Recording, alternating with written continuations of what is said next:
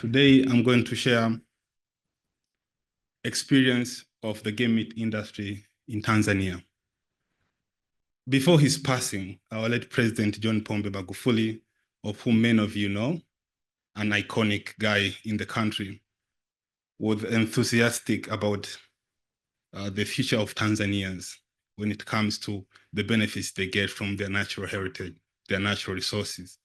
He left a bunch of changes, including why Tanzanians do not have direct access to game meat. They have access to indirect benefits from tourism, but they do not have direct access to benefit to wild animals that they are living closer to. So that resulted in a number of regulations that were developed in 2020 to enable his legacy to take shape. So in 2020, Tanzanians developed a bunch of regulations that allowed trade and consumption of game meat within the country. And this was the first time in so many years, I think pre-colonial era, that game meat was allowed to be sold in the country by Tanzanians. So over the past 3-4 years, when the game meat industry was established, many other reasons came into play that why do we have to establish this industry. For the government, it was more of a tool to address poaching, because we had a rampant poaching problem in the country. Over 3 to 5 tons of poached meat is intercepted in the country each year. And they say that research finds out that only 1% or less than 1% of all the meat that is being poached is able to be intercepted. So that more than 90% of all the poaching incidents, they are not intercepted. So majority of the meat is consumed illegally in the country. So they had to find a solution to that. One of the solutions was to enable a legal mechanism to allow people to consume wild meat legally. So game meat was also seen, so the game meat industry was also seen as alternative to the law enforcement that is applied to prevent poaching for game meat. So in the past 3 years, 4 years, around 90 selling facilities were established across the country. So we have 100 now, going to 120, but those that are operating are over 90. These are distributed across the country, and majority of them are in major cities, in Arusha, in Dar es Salaam, and in Dodoma. And the game meat industry in Tanzania is a bit complex. It has identified around 4 sources of meat. You could either get meat through hunting, whether it's resident hunting for the citizens and resident non-citizens. And you could also source game meat through trophy hunting as a surplus of trophy hunting. And that meat could be channeled to the game meat selling facilities. But also you could also source meat through problem animal control. And you could also source meat through farming, but farming has not been well established in the country.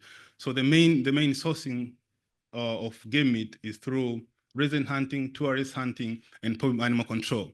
Remember that all these are tied directly to the protected areas. Unless farming, which could be by government and private, all the other sources are directly tied to protected areas. So hunting is done in protected areas, where it's game reserve or game controlled areas or wildlife open areas. That's where it's being done. So, and it forms a complex system where you have hunting, resident hunting, trophy hunting, problem animal control, culling and cropping, and farming. And that makes the whole system very complex. And it needs an integrated management framework to be able to manage that system. And that's where the challenges came. And when this industry was established, traffic came in. Because of the risks that we identified could come along with the establishment of this industry, traffic as an NGO came in and worked with the government to try and monitor the industry to see what disease risks will come alongside the establishment of the industry, whether the industry will be sustainable and all the practices will be legal or not.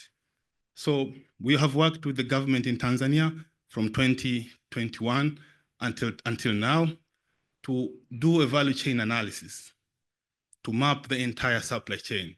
We're pretty much focused in northern Tanzania, where there's high concentration of protected areas, where we have closer wildlife and animal interfaces, whether it's livestock, whether it's people. And we have tried to establish these analyses because of three things.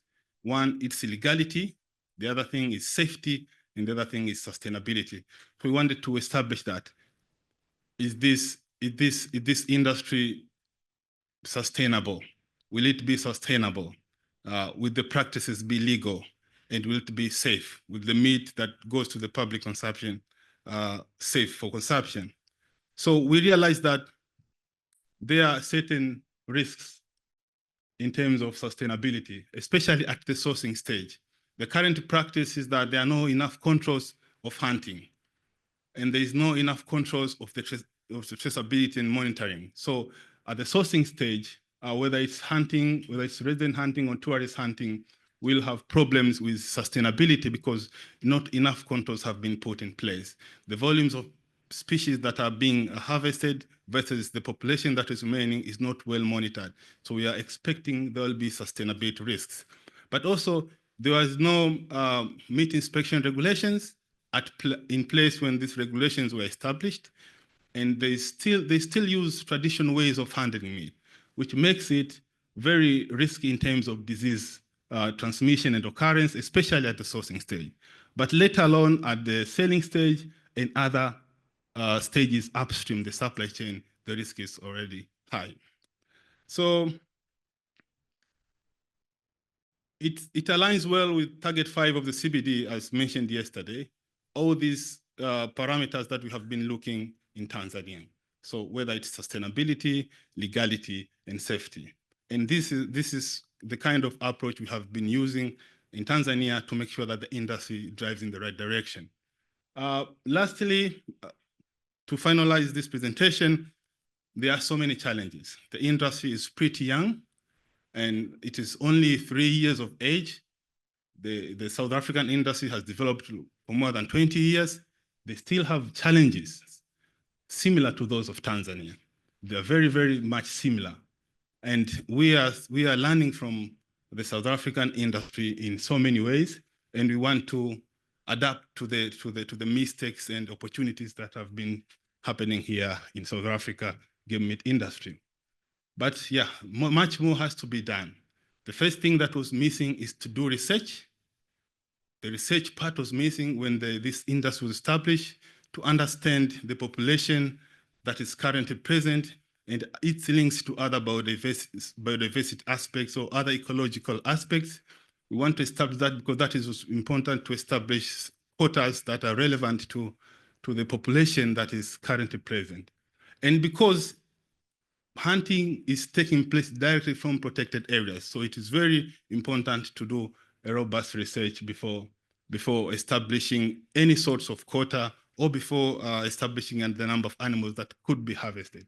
The other thing that was really important is to have an integrated management system, which includes an integrated traceability system because of the variety of sourcing types in Tanzania, which also includes issues around safety of meat. That has been very debatable, and I think it's still debatable until today.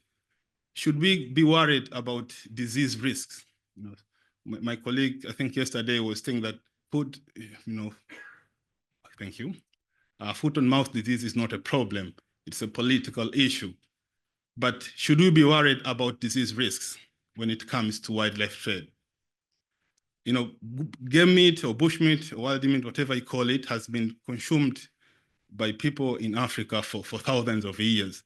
And disease has not been part of the problem. They haven't been, concerned about diseases. People eat game meat, bush meat all the time. But then, should we be worried now?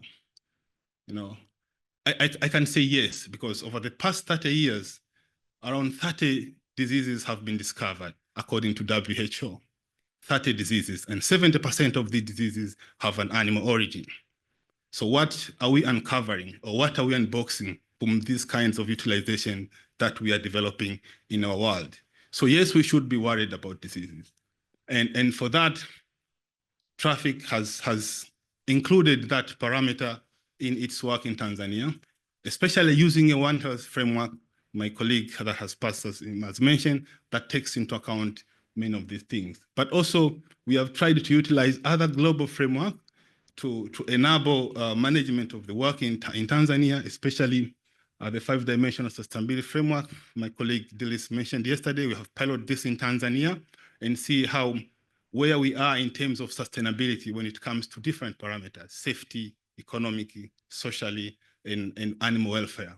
But also we have been part of a team that developed the guidelines for addressing disease risk in wildlife trade, or traffic has been part of the, and getting experience from Tanzania. We have managed to do that. We have been part of the discussion on the One Health conference that happened a few months ago in South Africa, but also we're part of the team that were discussing these issues within the CBD last month in Colombia. So we are integrating all these approaches to manage trade, to manage sustainable use of wild species in Africa. Thank you very much.